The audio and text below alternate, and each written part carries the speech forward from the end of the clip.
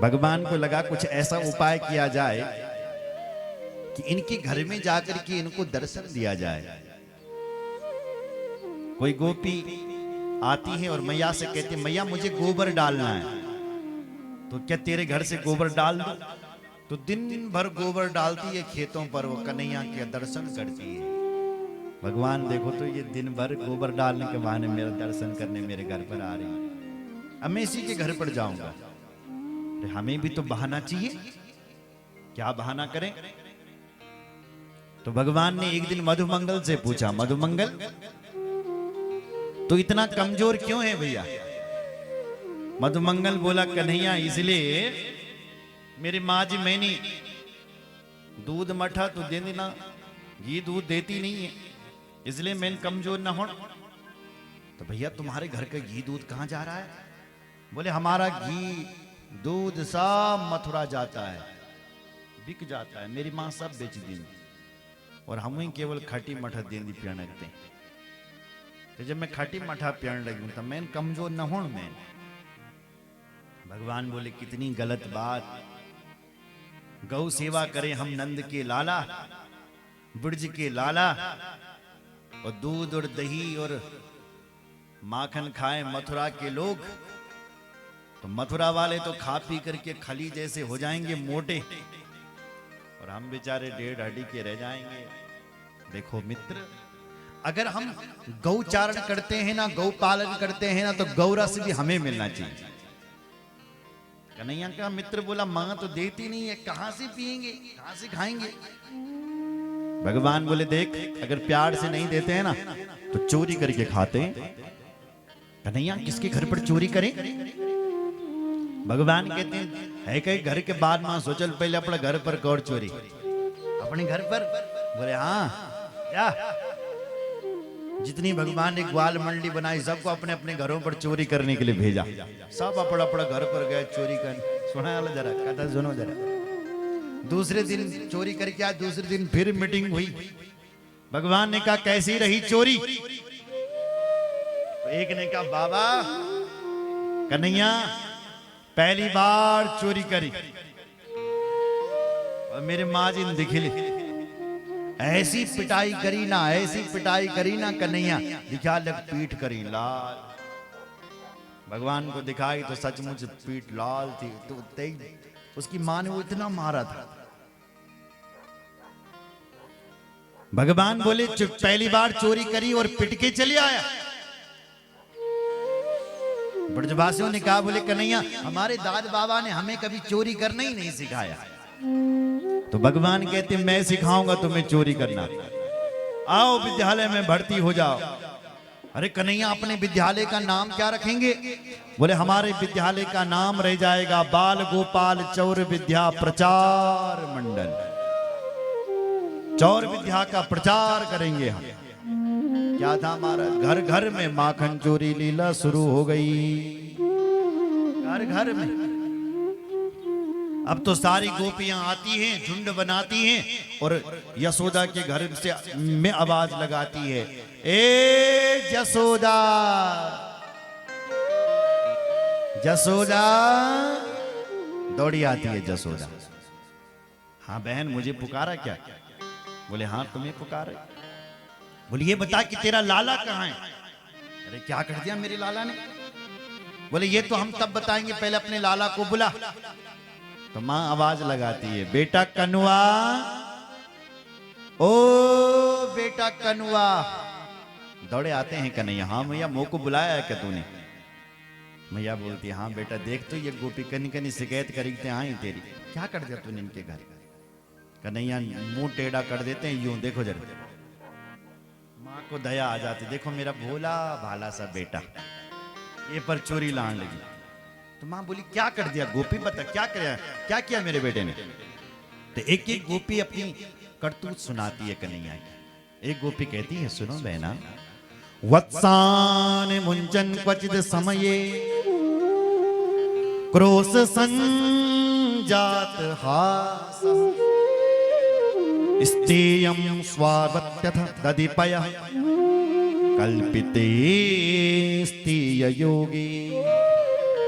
मरकान भूक्षन विवति सचैन नाति भाण्डं भिनत्ति द्रव्यालाभे सग्रह कुपितो यादुपाक्रोश्यतो काम। एक एक गोपी शिकायत बताती है कन्हैया की, सुनो बहन यशोदा सुन, तरुण्याल में डेरे पर आई, मेरे घर पर आया और मेरे घर के सारे बछड़ों को खोल करके चला गया। वत्सान मुंचन क्वचित समय। मां बोली देख बहन, तो गाय क्षरण वल नहन लगी तो उस समय तो बछड़ा खोलना पड़ता है, नहीं खोलना पड़ता। जब गाय पिलाओ ना तो एक तरफ से बछड़ा खोलना पड़ता है। तो बोलने तो गाय पिला रही होगी, तब मेरे कन्हैया ने बछड़ा खोल दिया। गोपी ने कहा नहीं नहीं नहीं नहीं, गाय पिलाने का समय ही नहीं हो रहा था, तेरा कन्हैया तो कुछ समय में आया। क्वचिद असमय, गाय पिलाने का कोई समय नहीं, उस समय तेरा कन्हैया आया और सारे बछड़ों को खोल करके चला गया। बोले एक काम कर, यशोदा मां बोली अगर भोल खलल ना तेरा बाछुरी नहीं तो इसको डांटना, गुस्सा करना मेरे लाला पर, क्यों खोल रहा है मेरे बछड़ों को, तब तेरे घर पर कभी नहीं आएगा। है कि गोपी आई तब तक, और उस गोपी ने कहा मैंने वो भी करके देख लिया। क्या किया? बोले तेरा कन्हैया मेरे घर पर आया और मेरे घर के बछड़ों को खोलने लगा, मैंने देख लिया तो मैंने तेरे कन्हैया को डांट लगाई। मैया जैसी मैंने तेरा बेटा डांटा ऐसी तेरे कन्हैया को हंसी आ गई, और ऐसा हंसा, ये ऐसा हंसा कि मैंने जितना क्रोध किया था मेरा सारा क्रोध ही ठंडा हो गया। क्रोध संजात हास, इसकी हंसी में न जाने क्या चमत्कार है कि मेरा क्रोध भी ठंडा हो जाता है। बोलो जय श्री राम। एक गोपी बोली तेरा कन्हैया तुम मेरे घर पर माखन न छोड़ी। मैया बोली कोई बात नहीं, दुगना माखन ले जा। तब तक तीसरी गोपी बोली सुन बहन, मेरे घर पर भी 2 लाख गाय हैं। कितनी? 2 लाख। और मैंने एक दिन सोचा, सुनो जरा ध्यान से सुनो, कि ये बच्चे यदि चोरी चोरी करके माखन खा रहे हैं तो मैंने क्या किया कि दही और माखन के मटके जितने भी थे सब अपने घर के आंगन में सजा दिए, सजा दिए। और सोचा मैंने कि बच्चे खा रहे हैं तो खाने दो इनको। तेरा कन्हैया आया, अकेला नहीं आया, पूरी ग्वाल मंडली को साथ में लेकर के आया। और इसने देखा कि भाई देख आज तो पूरे मटके सजे हुए हैं, तो दोनों हाथों से खाने लगा। जब इसका पेट भर गया तो ब्रजवासियों के लिए कहा कि तुम भी खाओ। और ब्रजवासियों का जब पेट भर गया तब तेरे कन्हैया ने आवाज निकाली कि एक काम करो, एक आवाज और निकालो। तो आवाज करी, उस आवाज से हजारों बंदर टपके और बंदर भी दोनों हाथों से खाने लगे। और बंदरों का भी जब पेट भर गया और तो बंदर भी जाने लगे, सूंघ सूंघ करके सारे बंदर जाते हैं। तेरे कन्हैया ने भी नाटक करना शुरू कर दिया और बंदरों की तरह भी ये भी करने लगा जैसा बंदर कर रहा है। बंदरों की आदत होती है जब पेट भर जाता तो सूंघ करके चले जाते हैं। तो तेरे कन्हैया ने एक मटका उठाया और उस मटके को सूंघने लगा ऐसा, बोला देखो देखो देखो कितना सड़ा हुआ माखन है। जब ऐसे सड़े हुए माखन को कोई बंदर नहीं खा रहा है तो कोई आदमी खाएगा क्या? वो बीमार नहीं हो जाएगा? तो धड़ाम जिसे नीचे फेंकता है मटका और सड़ा माखन बता करके भाग जाता है। बताओ बहन कितनी गलत बात है। अपने आप खाएं कोई बात नहीं, ब्रजवासियों को खिलाएं कोई बात नहीं, पर सड़ा माखन बता करके भाग जाएं कितनी गलत बात है। मैया सुन सुन करके प्रसन्न हो रही है। एक गोपी बुलाने लगी, सुन बहन कन्याल में डेरा पर भी आया, तेरा घर पर क्या कर? बोले सुनना, मेरे घर पर मेरी गौड़ी ना रखी और मैं किसी के घर से लाती हूं माखन, अपने लिए रखा है, तेरा कन्हैया ने वो भी नहीं छोड़ा। अरे क्या करी मेरे कन्हैया ने, तो अपने माखन को ऊपर टांग दी ना कहीं छीके के ऊपर। छोटे बच्चे कैसे ऊपर पहुंच पाते, एक ने कहा वो भी करके देख लिया। क्या किया, बोले मैंने सोचा कि ये बच्चे यदि चोरी कर करके ये माखन खा रहे हैं, तो मैंने क्या किया कि सारा माखन मैंने ऊपर लटका दिया। कहां, छीके के ऊपर। तेरे कन्हैया आया और जब ये घर में घूमने लगा तो कहीं इसको माखन नहीं मिला। तब ये बड़बड़ाया, अरे भैया हम कहां आ गए, ये घर है कि मरघटा, यहां तो कहीं कुछ नहीं दिखाई दे रहा। अचानक इसको दिखा, ओ देख ऊपर लटक रहा है माखन छतरी के ऊपर। कैसे निकालें? एक के लिए कहा भैया इधर आ जरा, मोटा मोटा सा ब्रजवासी था, इधर आया, बताओ। बोले घोड़ा बन जा। तो उसको घोड़ा बनाया, उसके ऊपर दूसरा घोड़ा खड़ा किया, उसके ऊपर तीसरा घोड़ा खड़ा किया और सबसे ऊपर ये अध्यक्ष महोदय खड़े हो गए। एक के लिए कहा भैया डंडा लेते, डंडा कैसे? उसने डंडा लेकर के आया, जो डंडा दे मारा ऊपर तो मटका तो ऊपर ही लटका और माखन नीचे टप टप टप टप टप टप करके टपका।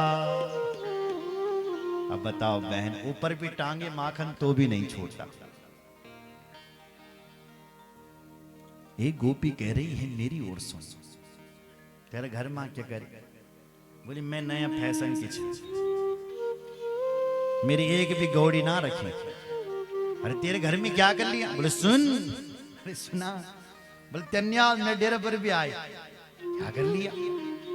बोले इसकी एक ग्वाल मंडी बना रखी और ये मेरे घर पर आया और ढूंढने लगा कहां होगा माखन मिश्री, कुछ मिलेगा, लेकिन कुछ नहीं मिला इसको। और तो ये बड़बड़ाने लगा, अरे भाई ये है, ये हम कहां आ गए, ये घर है कि मरघटा, ये कैसी जगह पर आ गए? अचानक क्या देखा इसने कि मेरी एक लड़की 20-25 साल की सुबह उड़ दी ना खाड़ी, जब घाम लग जाऊं तब खुलत देगा आंखा, तब उड़ दिया। तो कन्हैया का तो टाइम फिक्स है भैया आने का, सुबह सुबह घाम तब लगता है जब तेरा बेटा आ जाता है। तेरा कन्हैया आ गया सुबह सुबह, और जब इसको कुछ नहीं मिला खाने के लिए, ये सोचने लगा हम कहां आ गए, किसी मरगढ़े में तो नहीं आ गए, ये कैसा घर है जहां कुछ नहीं है खाने के लिए। अचानक जब इसको कुछ नहीं मिला तो इसको मेरी बेटी मिल गई, और मेरी बेटी का बाल थोड़ा लंबा और खटिया के ऊपर सो रही थी। अब पुराने जमाने में बेड तो हुआ नहीं करते होंगे, तो एक खटिया के ऊपर सो रही थी। जरूर कन्हैया आएगी और चुपके से बोला, अरे सुनो चुप रहो जरा, नया खेल खेलते हैं। चुप चुप सबको मौन किया और चुपके से आकर के मेरी बेटी के खाटी के पाई से उसके बालों को बांध दिया, बाल बांधे और उसके कान में जाकर के बोला हवा, और हवा कह करके भाग गया। बेटी ने देखा हवा आ गया तो चिल्लाई, माँ बचाओ बचाओ बचाओ, देखो मुझे हवा ने पकड़ लिया, बचाओ बचाओ बचाओ। चिल्लाने लगी, रोने लगी। तब तक मैंने तेरा कन्हैया भागता हुआ नजर आ गया। मैं अपनी बेटी को आश्वासन देने लगी, हे बेटी रुक जा, तुझे किसी हवा ने नहीं पकड़ा, ये नंद का लाला घर घर का हवा बन रखा है, उसने तुझे पकड़ा है। बोलो जय श्री राम। बताओ बहन, जिसके घर में माखन है उसका माखन नहीं छोड़ता, जिसके घर में माखन नहीं है उसके बच्चों को रुला करके भाग जाता है, ये कितनी गलत बात है। मैया पूछे कन्हैया को, सच में कन्हैया ऐसा करता है? तो भगवान गर्दन नीचे करे। मैया को बड़ी दया आई। मैया बोली, देख बहन, जब तक तुम मेरे पास प्रमाण पत्र नहीं लाओगे तब तक मैं विश्वास नहीं करूंगी, भागो यहां से। सब भाग गए। और एक गोपी तो बोली, सुन सुन यशोदा, जब दूसरी बार आऊंगी ना तो तेरे लाला का हाथ पकड़ करके लाऊंगी, तब तुझे पता चलेगा कि तेरा लाला कितना बड़ा चोर है। यशोदा जी ने कहा, लिया ना, जा हिम्मत है तो लाना। और जब वो इतना गुस्सा करके गई तो भगवान, वो घर नहीं पहुंची और भगवान उसी के घर पहुंच गए। देखो जरा, और उसी के घर में माखन खाने लगे। तब तक उसने देखा, अरे अभी मैं इसको घर में देख रही हूँ, यहाँ कैसे आ गया? अरे कन्हैया तू यहाँ कैसे पहुंचा? तू कह रहा था कि मैं चोरी नहीं करता, देख आज पकड़ लिया। आज तेरी माँ के पास ले जाऊंगा, तुझे पकड़ करके ले जाऊंगा। भगवान बोले, हे गोपी मैंने चोरी नहीं करी, क्यों पकड़ेगी, क्यों ले जाएगी? बोले यदि तूने चोरी नहीं करी तो मेरे घर कैसे आया? और तूने ये मटकी के अंदर हाथ कैसे डाला? वो तेरे मुंह पे कैसे लगा ये माखन? तेरे गाल पे कैसे लगा? तो भगवान कहते हैं, सुन गोपी, यह देखने लगी, मेरी माँ ने मुझे चूड़ामणि पहना रखा है और ये इतना टाइट है ना ये चूड़ामणि कि देख यहाँ दर्द होने लग गया है हाथ पर। तो मैंने सोचा कि तेरा घर यहाँ नजदीक है, खेलने आया था तो मैंने सोचा तेरे घर में चले जाता हूं तो मुझे मिल जाएगी वहां। तो यहाँ थी नहीं, मटका था तेरा माखन का भरा हुआ। तो मैंने इस दर्द को शांत करने के लिए इस मटकी के अंदर हाथ डाल दिया कि थोड़ा ठंडक पड़े जो गोपी। पर हे गोपी, तब तक जब इसमें थोड़ी सी ठंडक पड़ी तो गोपी ने कहा, फिर तेरे मुंह पे कैसे लगा ये माखन और नाक पे कैसे लगा? बोले सुन ना, जैसे ही मैंने हाथ अंदर डाला इतने में मच्छर आ गया और मच्छर ने भी नाक ही काट दिया, मेरा नाक पे बैठ गया हो। तो मैंने उस मच्छर को भगाने के लिए यही हाथ उठाया और नाक पर लगा दिया, सो मेरे नाक पर भी लग गया। और यही मैंने मुंह पे भी लगा दिया, सो मुंह पे भी लग गया। मैंने तेरे घर का माखन नहीं खाया, नहीं खाया।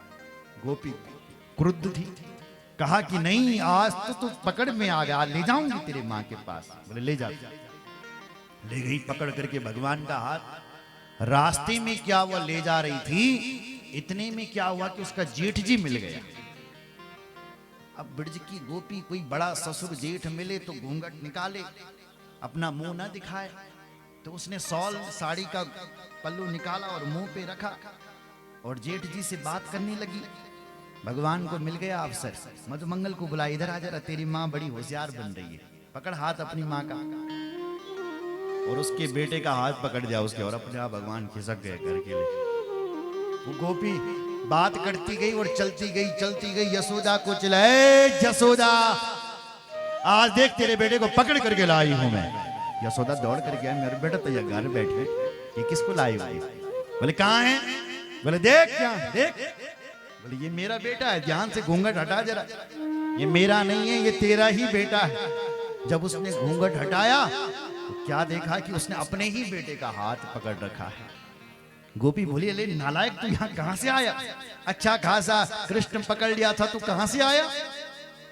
चल उसको घर भगाया। गोपी ने सिर नीचे किया और घर चले गए। घर जैसी गए तब तक भगवान आराम से बैठे उसके घर पर माखन खा रहे हैं और बोले, गोपी कैसा लगा मेरा मजाक?